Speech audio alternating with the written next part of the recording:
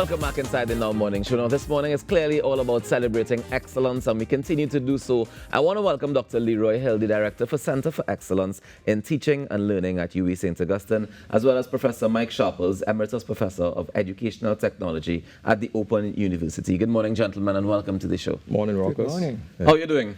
We're doing good. Had a busy traffic to come in, but we're certainly doing good. And I'm very grateful for you waking up this early to come down here and sit with us this morning. Yes. Because we are chatting about the UWI Guardian Group Premium Teaching Awards. The theme for this year, Empowering Educators, Enriching Learners, the AI Education Era. Yeah.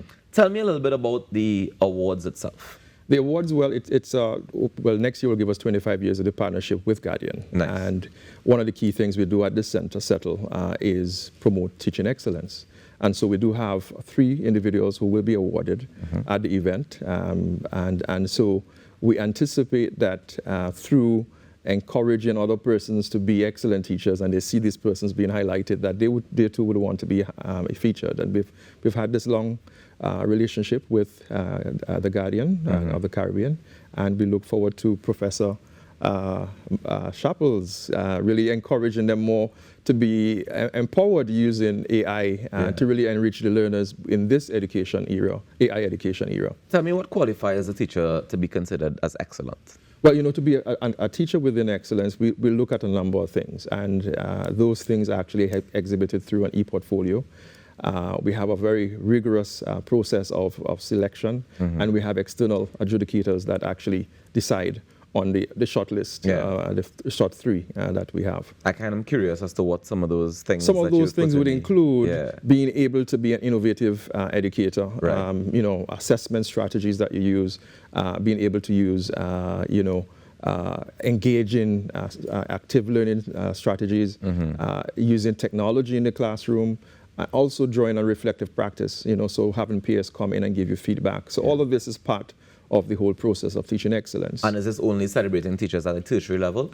Well, for this particular award, it is at the UWI St. Augustine Campus. Yes, fantastic. Yeah. Professor Sharples, tell me a little bit about the topic that you'll be presenting on, because I understand that you are presenting on AI and education. Yeah, so I'll be talking about this new technology, generative AI, and how it's impacting education. And it's not just UWI, but it's around the world. Universities and schools are having to cope with AI being thrust upon them, and also how to teach well with AI. Yeah. Now, it's interesting you said cope, as though it is something that's a bit of a challenge for the system. Well, it's been called an arrival technology. It wasn't expected. It just came in, 2021, 22, really with students starting to use it first for writing their assignments, their essays. And then universities and now schools have just been taken by surprise. Yeah. So it wasn't planned.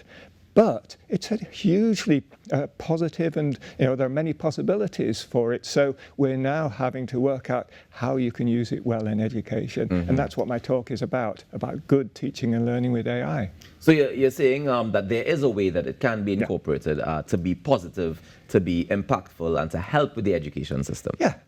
So with internet, it's mainly an information system. Of course. With AI, it's a tool for creativity. So anything you do that's creative, whether it's writing a short story, whether it's designing a website, whether it's creating media, AI can help you with it. The most important thing is that you stay in control. So you don't let it control you. And if you stay in control, then it can be a really good tool for creativity. Now, you see, this is where it gets very interesting for me, because as somebody in the creative sector, it also feels as though it can attempt to replace that creative input, but it wouldn't ever really replace the creative input, because I don't think generative AI can create the way that a human would create in terms of what is it inspired by, or is it that we are in so much control that we can use the technology to give it the inspiration it needs? So AI has got certain strengths. It can process massive amounts of data. It can produce really interesting images very quickly, but it isn't a human. It never had human experience. It can't smell new mown grass. It can't see a sunset. Exactly. So we've got to think about how we can take our human experience and work alongside AI. And we're just learning how to do that. It's very early times.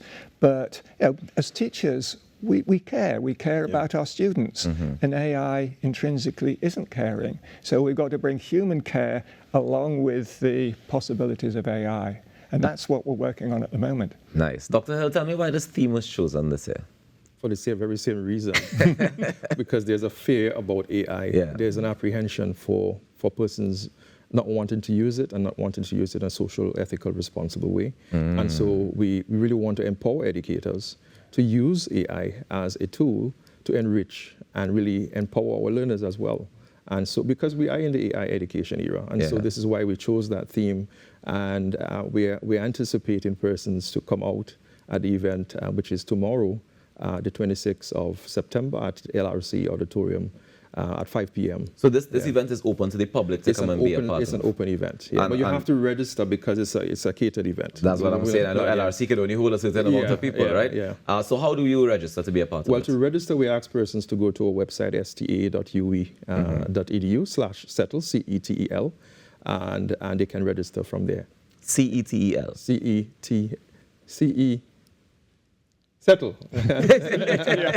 CETL. CETL. Yeah. All right. Nice. And from where you sit, how has the response been from the educators about incorporating AI into their educational efforts? Teachers have been using it. They have been? They have been using it. In what capacity, though?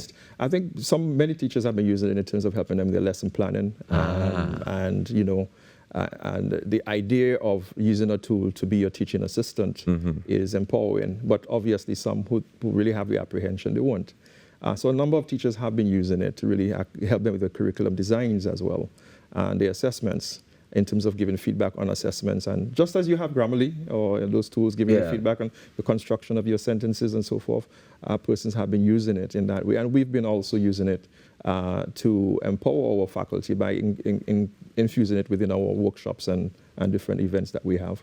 And how has it been in terms of monitoring when students use the technology to be able to say, well, I use ChatGPT and I finish the whole assignment in 2 minutes? That's a constant cry. Yeah. And in a very meaningful way, we want to ensure that there's a social responsible part. So we think one of the key things is awareness, making the students aware that, hey, we do have an ethical framework.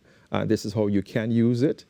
Whether you want to be restrictive in its use, whether you want to be a mixed use, whether you want to say, okay, well, if you use it, do tell me how you used it and so forth. So there is that sort of social, ethical, responsible way of using it because it's a tool. Yeah. And it's not going to go away. It's here to stay. And it's going to just keep evolving. It's going to keep evolving. Professor Sharples, tell me what you see as some of the challenges with using AI going forward. I think one of the challenges is it going to be a support for learning? Is it really going to help your learning? Or is it going to substitute for learning? So one of the uses is going to be as a personal assistant. And a lifelong personal assistant, it can be your guide, it can be your helper. But how do you then learn from it rather than just handing everything over to it? So it's getting that balance right. That's one of the real issues. And we've got to help students to do that, to be able to learn from AI, not just to hand over to AI. And I think another one is about where AI comes from. So it's, big corporations at the moment that are developing these AI tools. Right. And they want them to be everywhere. They want them to be part of every tool that you use online. And I think we've got to then take that stance of how can we use it responsibly. And in education, there are many ways you can use it responsibly, but we shouldn't just let it take over. Yeah. So we're the experts in education. We know about teaching and learning. We know about good pedagogy. And we've got to be really confident to say, yes, we'll use AI for this. We'll use it for creativity. We'll use it as an assistant. But we won't let it dominate education. We won't let it replace teachers. Yeah, well, I don't think it can ever replace teachers, but my concern is, would we lose that aspect of critical thinking because we just kind of give everything away to the AI and let it do the critical thinking and then give us back results, and we just don't even bother to train ourselves to do that? Is that a concern that we should have? Yeah, absolutely, because critical thinking is one of the main aspects that we teach our students, how to critique everything that they read. And you've got to do the same with AI. AI can seem very confident, very assured, but students need to learn, as we do, how you then really critique that, say, is this based on fact?